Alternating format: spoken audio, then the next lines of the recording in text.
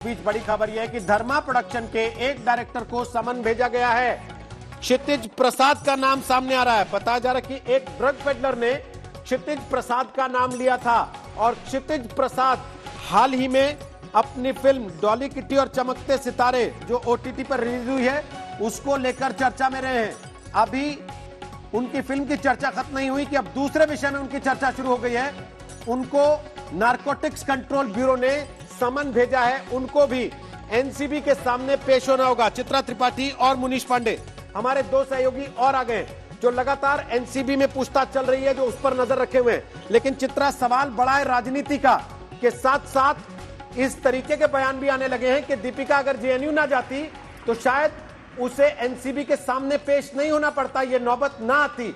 लेकिन एनसीबी बुला तो तभी पाएगी जब आपका कोई ना कोई लिंक निकला है, कोई कनेक्शन निकला है।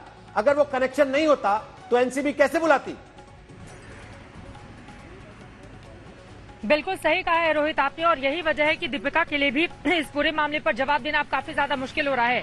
सोशल मीडिया प्लेटफॉर्म पर अक्सर अपनी बातें वो रखती हैं। इसके अलावा ये जो talent management so called company है जो ड्रग्स मैनेजमेंट के रूप में इस वक्त अपनी जगह बना रही है, दरअसल उसके जरिए भी ये तमाम लोग अपना पक्ष अब तक सामने रख दिए होती। लेकिन चूंकि एनसीबी के पास पुख्ता सबूत है, इस आधार पर अब उनका खुद का बचाव करना काफी ज्यादा मुश्किल हो रहा है। और यहाँ पर देखना काफी ज्यादा, सबसे ज्यादा इंपॉर्टेंट जो है, देखिए रिया चक्रवर्ती भी पहले गिरफ्त में नहीं आई थी। सबसे पहले ड्रग पैडलर जो जहां तहां ड्रग पहुंचाने का काम करते हैं उनको गिरफ्तार किया और उसके बाद एक कड़ियां जो खुलती हुई चली गई, उसने बहुत सारे सवालों को जन्म दे दिया है। लेकिन एक बार फिर से हम आपको दिखाना चाहेंगे, यही वो जगह है।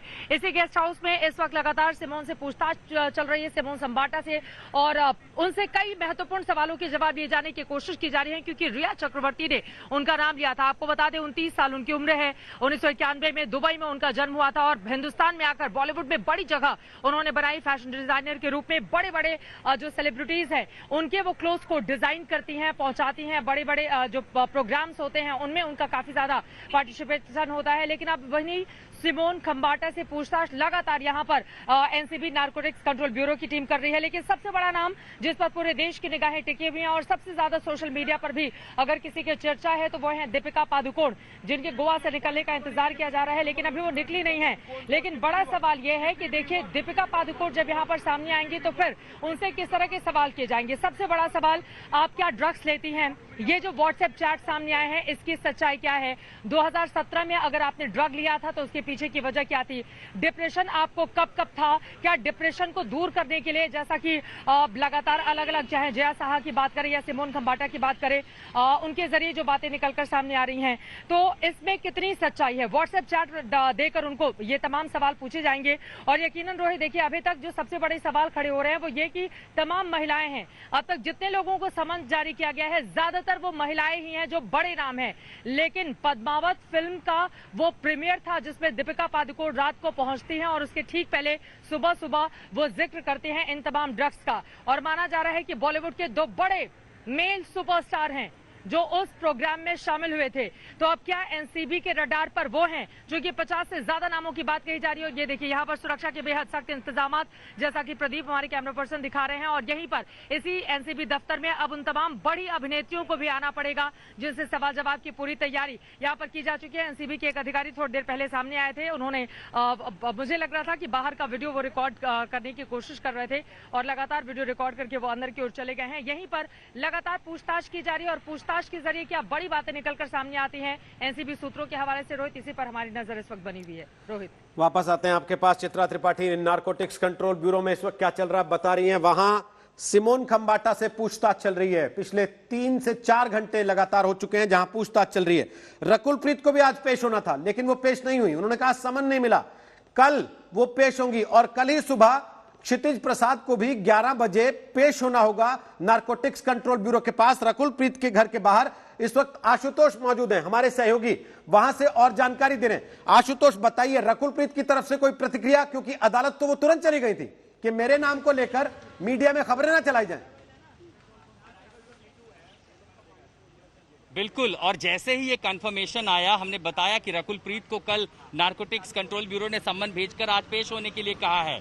सबसे पहला दांव उनकी ओर से क्या हुआ कि रकुल प्रीत ने एक तो कहीं से कोई एक्नॉलेजमेंट नहीं लिया, दूसरा, अभी तक जो जानकारी सुबह तक आ रही थी लगभग 10:30 तक कि रकुल प्रीत की ओर से ये कहा गया कि देखिए सम्मन तो मिला ही नहीं है, आगे देखेंगे। एनसीबी ने कहा कि हमने उनको सम्मन भेजा, उन्होंने एक्नॉलेज नहीं किया है।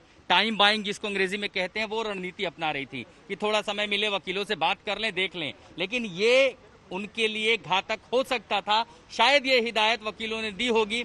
उसके बाद एनसीबी ने जैसे ही उनसे फिर दोबारा संपर्क किया, उन्होंने न सिर्फ सम्मन लिया, बल्कि मैं आपको ये भी बताऊं, 11:24 पर औपचारिक रूप से नारकोटिक्स कंट्रोल ब्यूरो ने आज तक को जो जानकारी दी, उसके मुताबिक ये कि न सिर्फ उन्होंने अपना सम्मन लिया, उसे एक्नॉलेज किया, बल्कि ये भी बताया कि वो कहां पर हैं। सबसे महत्वपूर्ण बात, मैं उनके घर पे सुबह से ही, बांद्रा सबसे पॉश इलाका पश्चिम मुंबई का, जहां बहुत सारे सितारे रहते हैं, इस दूसरी मंजिल पर रकुल प्रीत का घर है, लेकिन वो अपने घर है नहीं।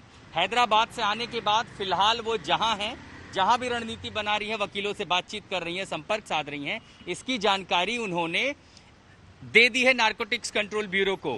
तो एक्नॉलेजमेंट भी दे दिया और ये भी बता दिया कि मैं कहां हूं, और समय भी दे दिया कि हाँ, कल मैं पेश होने आऊंगी। यानी दीपिका पादुकोण एक तरफ होंगी, दूसरी तरफ रकुल प्रीत, जहां से भी होंगी रवाना होंगी, तय समय पर पहुंचेंगी और तब सवालों से आमना सामना होगा। यहां पर यह भी भूलने वाली बात नहीं है, और बल्कि सबसे महत्वपूर्ण ये हो जाती है, ये याद रखना कि रकुल प्रीत का नाम लिया किसने था? रिया चक्रवर्ती ने। वो केस जहां से इन सब की शुरुआत हुई थी कि वहां तो एनडीपीएस की एक्ट में एनसीबी की कार्यवाही चली रही थी, लेकिन जब ये समझ में आया कि तार तो बॉलीवुड में कहां तक फैला है, कितना बड़ा जाल है, और बॉलीवुड का ये जो कपड़ा है, इस पे ड्रग्स का ताना बाना, एक तार खींचा, एक एक करके कैरेक्टर सामने आते चले गए, एक के बाद एक तमाम नाम सामने आते चले गए। और जैसे ही रकुल प्रीत का नाम सामने आया, दीपिका पादुकोण, सारा अली खान, किसका नाम नहीं आ रहा है। लेकिन अभी तो ये सिर्फ शुरुआत है रोहित।